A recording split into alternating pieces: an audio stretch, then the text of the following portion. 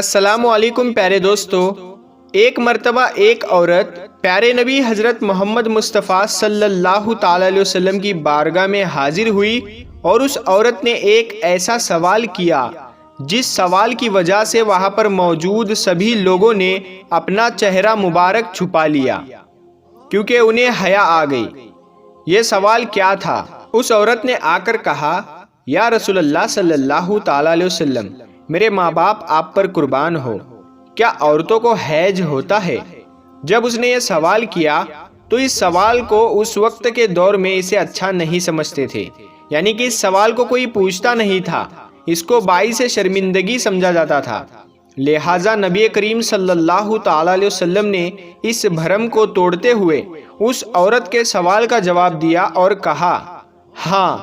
عورت کو حیض ہوتا ہے۔ اب اس سے یہ پتہ چلتا ہے کہ اسلام کے اندر ایسے سوالات کرنا جن کا تعلق ڈائریکٹلی یا انڈائریکٹلی کسی جسمانی کیفیت سے ہو، ان کے پوچھنے میں شرم یا آڑ نہیں کرنی چاہیے، کیونکہ شرم اور آڑ کے چکر میں بعض دفعہ آپ بہت سی ایسی نعمتوں سے آپ محروم ہو جاتے ہیں جن کا آپ کو ثواب ملنا ہوتا ہے۔ کیا جمعے کے دن جمع کرنے کی بھی فضیلت ہے؟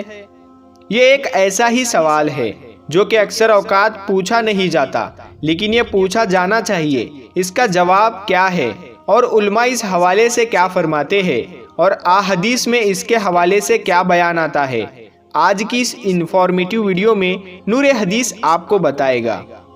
اگر آپ نے ابھی تک ہمارے چینل کو سبسکرائب نہیں کیا تو چینل کو سبسکرائب کیجئے اور بیل آئیکن پر کلک کیجئے تاکہ آپ کو آنے والی انفارمیٹیو ویڈیو کی اپڈیٹ ہر وقت ملتی رہے۔ تو دوستو، ہم اللہ تبارک و تعالیٰ کے پیارے رسول حضرت محمد مصطفیٰ صلی اللہ تعالی علیہ وسلم پر درود و سلام پڑھ کے ویڈیو شروع کرتے ہیں۔ لوگوں میں یہ بات بڑی مشہور ہے کہ جمعے کے دن بیوی سے ہم بستری کرنے کی کوئی خاص اہمیت ہے۔ حالانکہ اس بات کی کوئی اہمیت نہیں ہے، لیکن اس سے متعلق ایک روایت ذکر کی جاتی ہے، اور وہ روایت یہ ہے کہ حضرت ابو ہریرہ رضی اللہ تعالی عنہ سے روایت ہے کہ انہوں نے کہا کہ رسول اللہ صلی اللہ تعالی علیہ وسلم نے فرمایا کہ تم میں سے کوئی عزیز آ گیا ہے کہ وہ اپنی بیوی سے ہر جمعے کو ہم بستری کرے۔ اس کے لیے وہ اجر ہے، ایک اجر وہ اس کا اپنے غسل کرنے کا اور دوسرا اجر اس کی بیوی کے غسل کرنے کا۔ یہ حدیث 3 راویوں پر کلام ہے۔ رسول اللہ صلی اللہ تعالی علیہ وسلم نے یہ فرمایا، جس حدیث کے مطابق جو شخص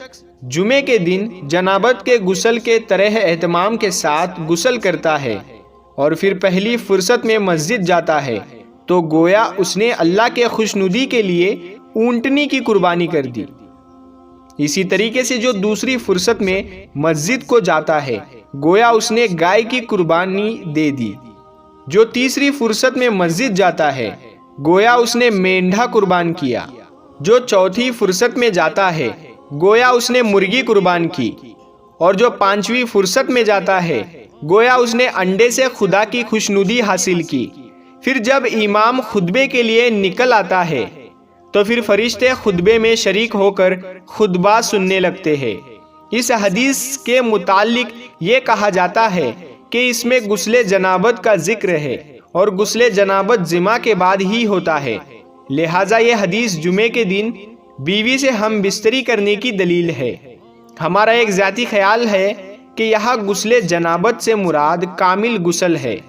اور اسی لیے کوئی شخص یہ کرتا ہے، یعنی کہ وہ جمع کرنے کی یا جمع کرنے کی طاقت رکھتا ہے تو اس کو ضرور کرنا چاہیے،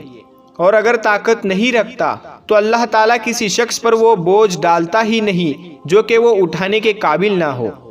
اسی حوالے سے آگے چلتے ہیں، اور آپ دوستوں کو اور کچھ عام چیزیں آپ کو پتہ ہونی چاہیے، ان کو بھی ہم لوگ ذکر کر لیتے ہیں۔ دوستو، بالغ خواتین اور بالخصوص شادی شدہ دوست احباب جو ہے وہ اس ویڈیو کو خود بھی دیکھیں اور اپنے دوست احباب کے ساتھ اسے شیئر بھی کریں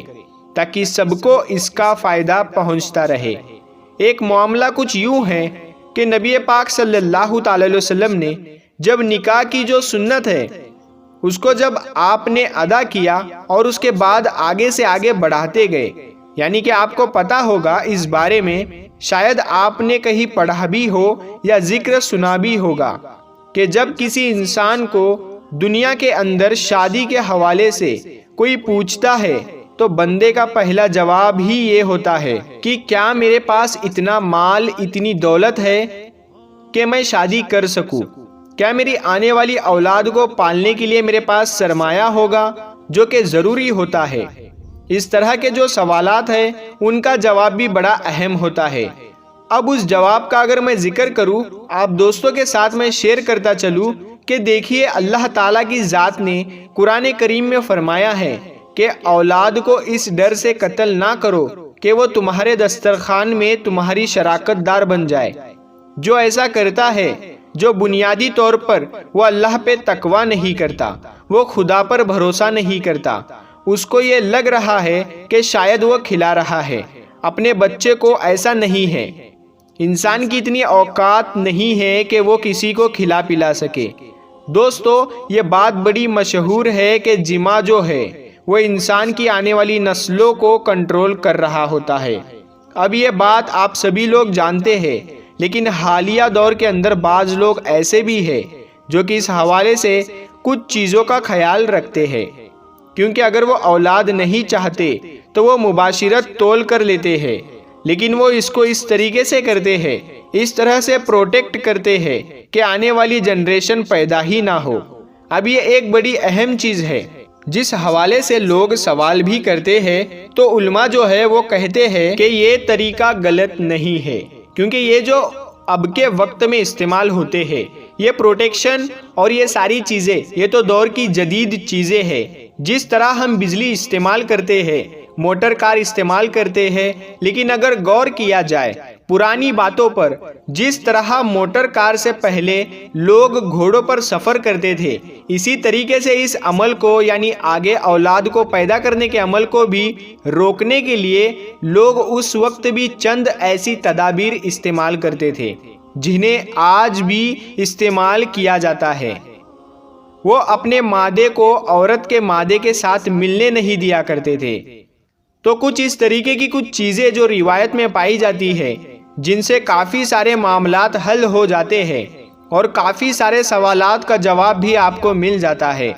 اب دوستو، میں اب آگے بڑھتا ہوں، جن میں جمعے کے دن کی جانے والی کچھ غلطیاں ہیں ان کے حوالے سے بتاتا ہوں۔ ہم اکثر اوقات کچھ ایسے معاملات کر لیتے ہیں جن کے باعث ہمیں کچھ نہ کچھ وہ پریشانی آگے جا کے ہمیں فیس کرنے پڑتے ہیں۔ سیدنا عبداللہ بن عمر رضی اللہ تعالی عنہ اور سیدنا ابو ہریرہ رضی اللہ تعالی عنہ نے ایک حدیث بیان کی ہے جس میں نبی پاک صلی اللہ تعالی علیہ وسلم سے سنا، آپ اپنے لکڑیوں کے منبر سے فرما رہے تھے کہ اے لوگوں کے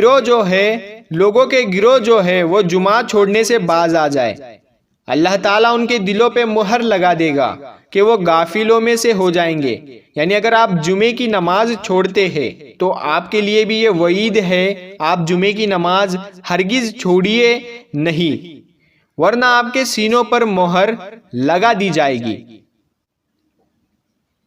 سیدنا ابو ہریرہ رضی اللہ تعالی عنہ روایت کرتے ہیں،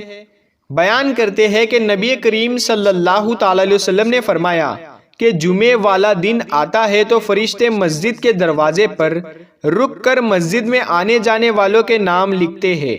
سب سے پہلے آنے والے کا نام اونٹ کی قربانی دینے والے کے حصے میں لکھا جاتا ہے، اس کے بعد آنے والے کو گائے کی قربانی کی طرح، اسی طرح میں نے پہلے بھی حدیث بیان کی، بالکل اسی طرح، یعنی جو جتنا لیٹ آتا ہے اس کا ثواب کا درجہ بھی اتنا کم ہو جاتا ہے۔ تو کوشش کرے کہ جلد سے جلد آپ جمعہ کی نماز یعنی پڑھنے کے لیے آپ مسجد میں فوراً تشریف لے جائیے اور ثواب کمائیے۔ تو ملتا ہوں میں پھر ایک نئی ویڈیو کے ساتھ، تب تک کے لیے السلام علیکم، اللہ حافظ۔